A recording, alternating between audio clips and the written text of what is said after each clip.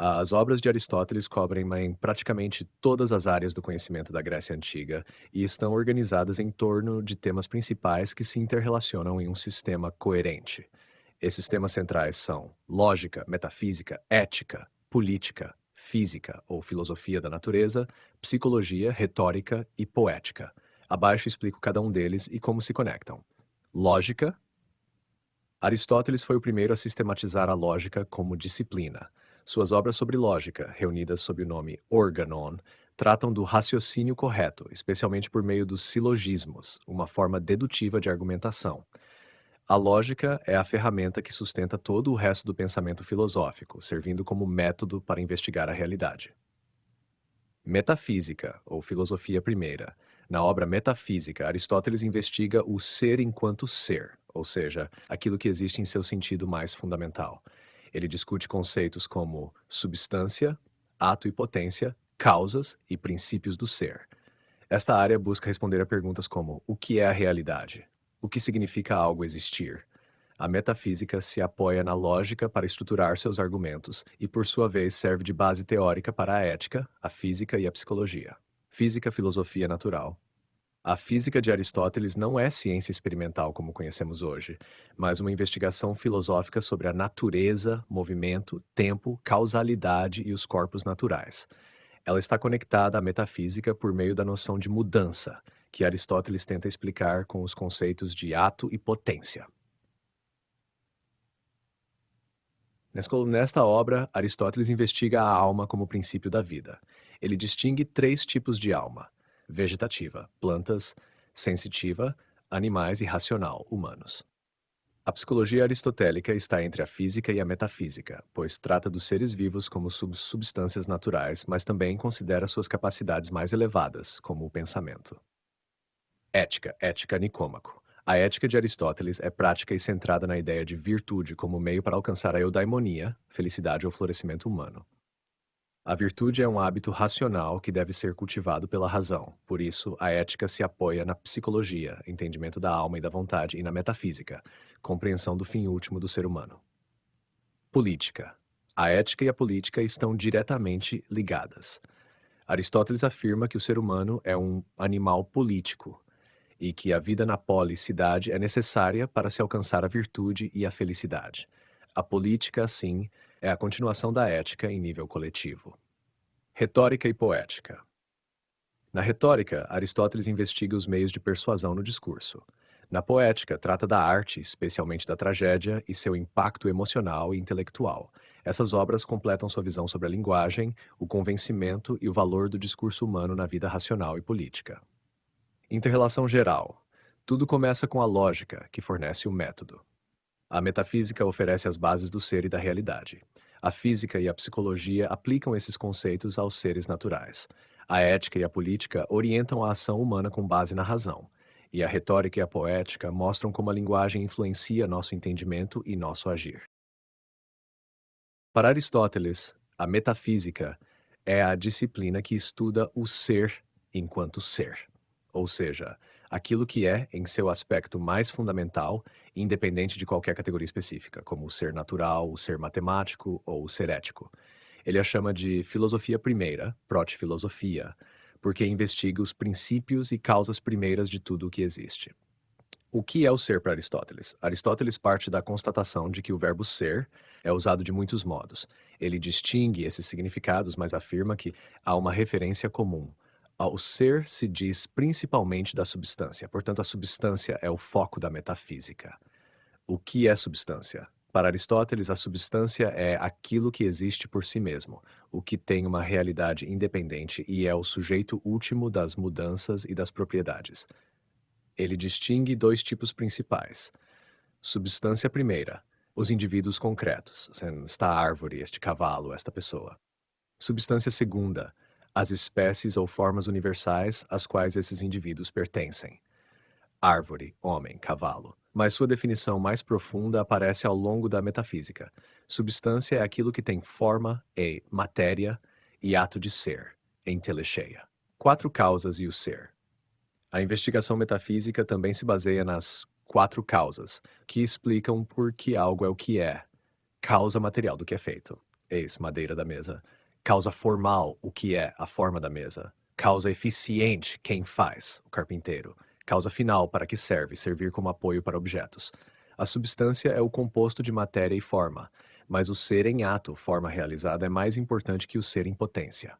Ato e potência. Um dos núcleos da metafísica aristotélica é a distinção entre potência, capacidade de ser algo, uma criança é um adulto em potência.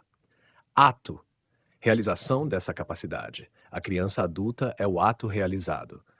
Aristóteles usa essa distinção para explicar a mudança e o movimento sem cair em contradição. O ser pode deixar de ser algo em potência para tornar-se algo em ato, mantendo a continuidade. O ser supremo, o motor imóvel. No final da metafísica, Aristóteles postula a existência de um ente necessário, que é puro ato, sem potência, pois se tivesse potência poderia não ser. Esse ente é o motor imóvel, causa última de todo o movimento do universo, que move tudo sem ser movido. Ele é identificado como a forma mais pura de ser e de pensamento, pensamento que pensa a si mesmo. Em resumo, a metafísica de Aristóteles estuda o ser enquanto ser, define a substância como o ser primordial, explica o ser e a mudança pelas noções de ato e potência, usa as quatro causas para compreender a realidade. Culmina na ideia de um ser necessário, eterno e imóvel, o motor imóvel. Na Ética Nicômaco, Aristóteles desenvolve sua ética como uma filosofia prática, voltada para a ação e para a formação do caráter. O ponto central é que todo ser humano busca a felicidade, eudaimonia, mas a verdadeira felicidade não está no prazer, na riqueza ou na fama, e sim na vida vivida segundo a virtude racional, de maneira equilibrada e conforme a excelência própria do ser humano. A ideia central, eudaimonia, felicidade ou florescimento. A eudaimonia é o bem supremo, o fim último de todas as ações humanas. Não é um estado momentâneo de prazer, mas um modo de vida completo, pleno, ativo e conforme à razão. Aristóteles entende que viver bem é viver de forma virtuosa, realizando aquilo que é próprio da natureza humana, isto é, a razão. A virtude arete, hábito e medida.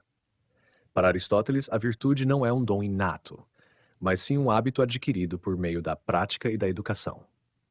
Ele distingue dois tipos: virtudes éticas, como coragem, generosidade, temperança, são disposições morais relativas aos sentimentos e às ações.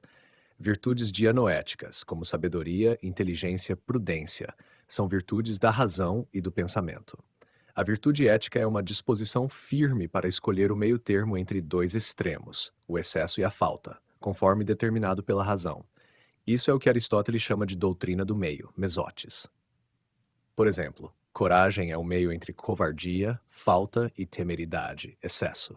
Generosidade é o meio entre avareza e prodigalidade. A razão prática, phronesis, prudência. A vida virtuosa exige a capacidade de deliberar bem sobre como agir em situações concretas. Essa sabedoria prática, chamada phronesis, é uma virtude dianoética essencial. Ela orienta a ação moral, guiando as virtudes éticas em direção ao bem. O papel da polis e da educação. Aristóteles considera que a vida ética não é solitária. A formação do caráter e a prática da virtude acontecem dentro da polis, cidade, por meio das leis, da cultura e da educação moral. Assim, a ética está profundamente ligada à política. Em resumo, a ética de Aristóteles na Ética Nicômaco pode ser sintetizada assim: o fim da vida humana é a eudaimonia, felicidade, florescimento. A felicidade se alcança por meio da vida virtuosa, de acordo com a razão. As virtudes são hábitos adquiridos que equilibram paixões e ações. A razão prática, phronesis, guia o agir moral. A vida ética acontece em sociedade e depende da educação e das leis. Para Aristóteles, a política é uma continuação natural da ética. Ambas fazem parte de um mesmo projeto filosófico: compreender o que é a vida boa e como ela pode ser alcançada. Enquanto a ética se dedica ao indivíduo, à formação do caráter e à busca da virtude, a política amplia esse horizonte para a vida coletiva, perguntando como uma comunidade pode organizar-se para que seus membros vivam bem. Desde o início de sua obra Política, Aristóteles afirma que o ser humano é, por natureza, um animal político. Isso não significa apenas que vivemos em sociedade, mas que só podemos realizar plenamente nossa humanidade vivendo em comunidade. A polis, A cidade-estado é o espaço no qual os seres humanos podem desenvolver suas potencialidades mais elevadas, especialmente a razão e a virtude. A finalidade da polis, portanto, não é apenas garantir segurança ou sobrevivência, mas sim promover a vida boa, a eudaimonia, para seus cidadãos. Essa ideia de que a política tem um fim ético é central em Aristóteles. Ele rejeita a visão de que a política se limita ao exercício do poder. Para ele, a boa política é aquela que educa o cidadão para a virtude, moldando seus hábitos por meio das leis, da cultura e das instituições. Essa concepção fica clara na maneira como Aristóteles estrutura suas obras. A Ética a Nicômaco, dedicada à investigação da virtude e da felicidade individuais, termina exatamente apontando para a política como o campo que torna possível a vida ética. Afinal, não basta um indivíduo desejar viver bem, ele precisa estar inserido em uma comunidade justa que valorize e fomente a virtude. Desse modo, a política aristotélica não é separada da ética, mas uma extensão dela no plano coletivo. A ética mostra como o indivíduo pode tornar-se virtuoso.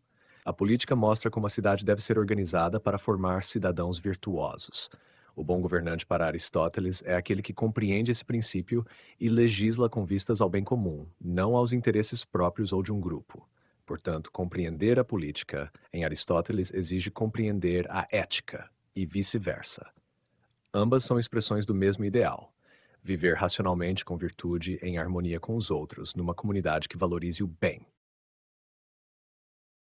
Aristóteles foi o primeiro filósofo a tratar a lógica como um campo autônomo do conhecimento, e sua contribuição nesse campo foi tão profunda que sua influência perdurou por mais de 2000 anos. Ele não criou a lógica do nada, os gregos já praticavam o debate e o raciocínio argumentativo, mas foi o primeiro a sistematizá-la com rigor e clareza, construindo um verdadeiro instrumento do pensamento racional. Por isso, suas obras sobre lógica foram reunidas sob o título de organon, palavra grega que significa justamente instrumento.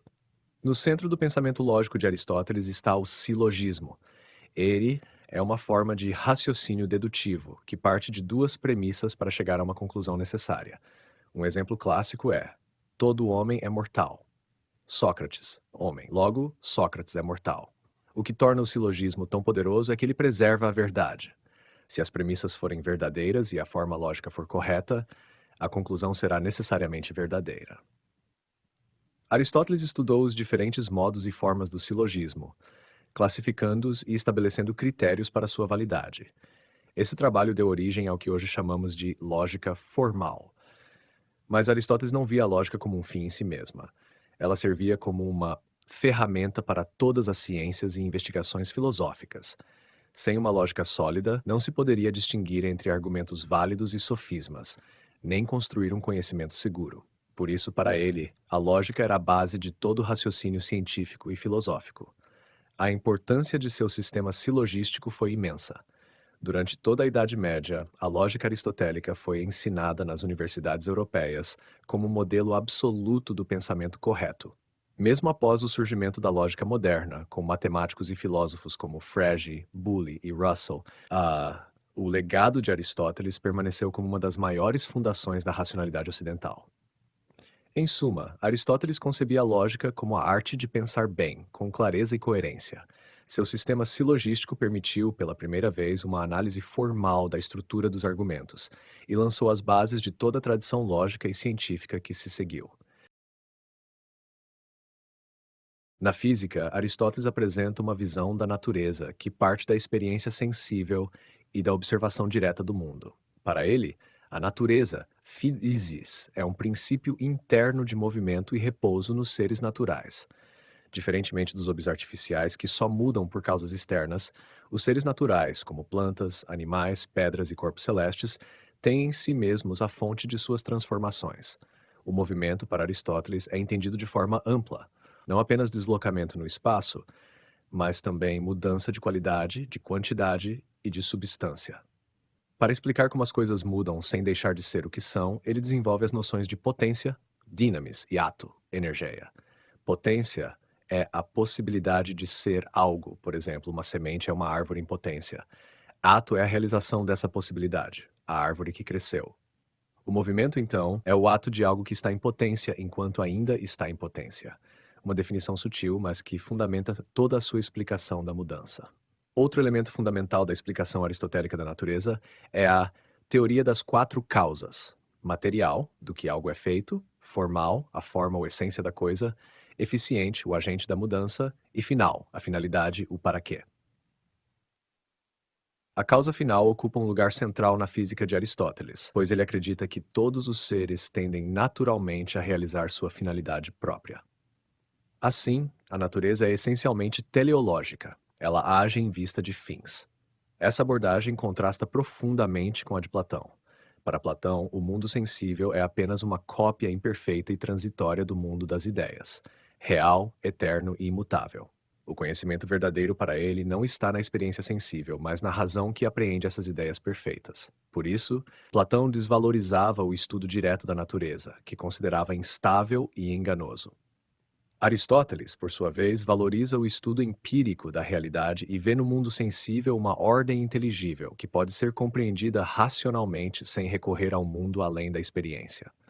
Assim, enquanto Platão busca a verdade fora do mundo físico, Aristóteles encontra na própria natureza os princípios que regem o movimento, a mudança e a realização de cada ser. Na obra de Anima, sobre a alma, Aristóteles oferece uma explicação naturalista e filosófica da alma, profundamente ligada à sua concepção de substância e de forma. Para ele, a alma, psique, não é uma entidade separada do corpo, como defendia Platão, mas sim o princípio vital que atualiza o corpo. É aquilo que faz com que um corpo vivo seja vivo. Aristóteles define a alma como o ato primeiro de um corpo natural que tem a vida em potência. Em outras palavras, a alma é a forma do corpo vivo, assim como a vista é a forma do olho, ou o corte é a função da faca. Sem a alma, o corpo é apenas matéria, um conjunto de partes sem atividade vital. Com a alma, esse corpo realiza suas funções próprias, como se alimentar, crescer, sentir e pensar. Ele distingue três tipos de alma, correspondentes aos diferentes graus de complexidade nos seres vivos. Alma vegetativa, ou nutritiva, presente em plantas, permite a nutrição, o crescimento e a reprodução. Alma sensitiva, presente em animais, além das funções vegetativas, permite a sensação, o desejo e o movimento local.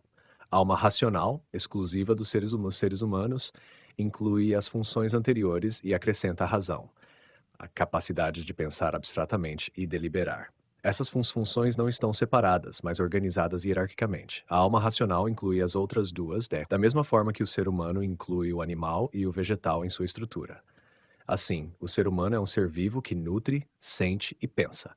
Aristóteles também investiga os órgãos corporais ligados a cada função da alma, como os sentidos, a imaginação, a memória e o intelecto. Um ponto particularmente complexo é a distinção que ele faz entre o intelecto passivo e o intelecto agente. O intelecto passivo recebe as formas dos objetos pensados, enquanto o intelecto agente é o princípio que atualiza o pensamento.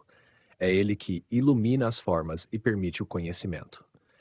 Sobre esse intelecto agente, Aristóteles diz que é separado, impassível e imperecível, o que gerou muitas interpretações diferentes ao longo da história, especialmente na filosofia medieval. Em resumo, Aristóteles entende a alma não como algo separado do corpo, mas como sua forma e princípio vital. Cada tipo de ser vivo tem uma alma correspondente às suas funções vitais, e o ser humano, por possuir razão, é o único que alcança a plenitude da alma racional. Essa visão inaugura uma biologia filosófica, na qual corpo e alma formam uma unidade indissociável.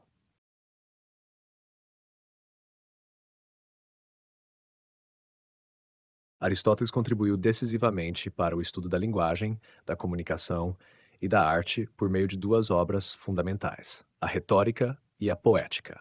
Em ambas, ele analisa atividades humanas que, embora não pertençam à esfera da ciência demonstrativa, são centrais na vida prática e cultural.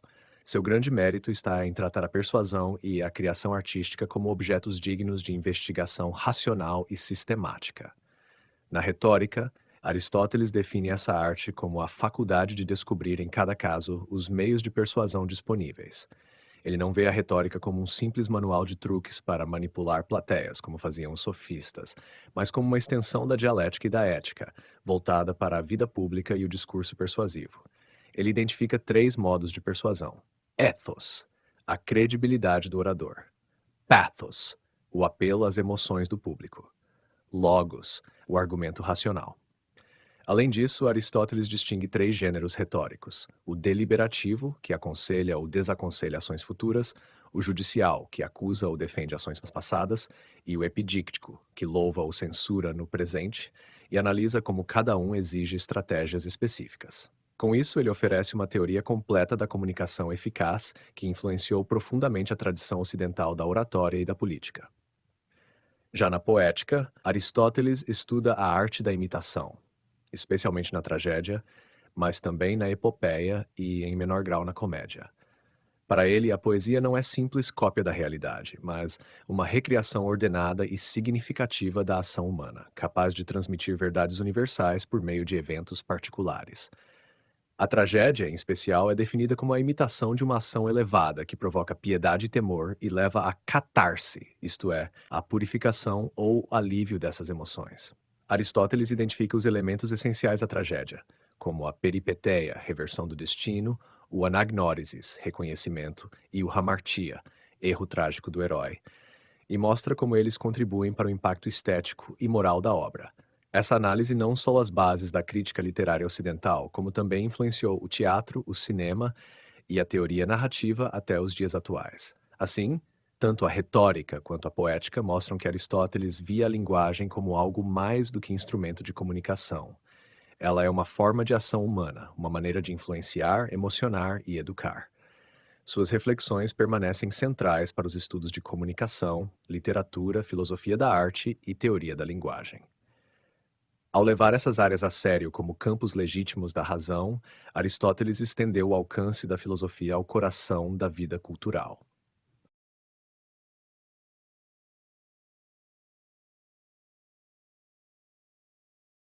As críticas modernas ao pensamento de Aristóteles surgiram, em grande parte, a partir da Revolução Científica dos séculos XVI e XVII, quando pensadores como Galileu, Descartes e Newton desafiaram a autoridade da filosofia natural aristotélica. Até então, o sistema de Aristóteles, especialmente suas ideias sobre física, cosmologia e biologia, dominava o pensamento científico ocidental, em parte porque foi integrado à teologia cristã medieval por autores como Tomás de Aquino. Uma das críticas mais fortes recai sobre a física aristotélica, que explicava o movimento com base em finalidades, causas finais e não em leis quantitativas. Aristóteles, por exemplo, afirmava que um corpo cai porque busca o seu lugar natural no universo. A ciência moderna rejeitou essa explicação teleológica, preferindo causas eficientes e mensuráveis. Com isso, a concepção de natureza como organismo dotado de fins foi substituída pela ideia de um universo máquina, regido por leis matemáticas. Outra crítica importante diz respeito à visão essencialista de Aristóteles, segundo a qual cada ser tem uma essência fixa e um fim natural.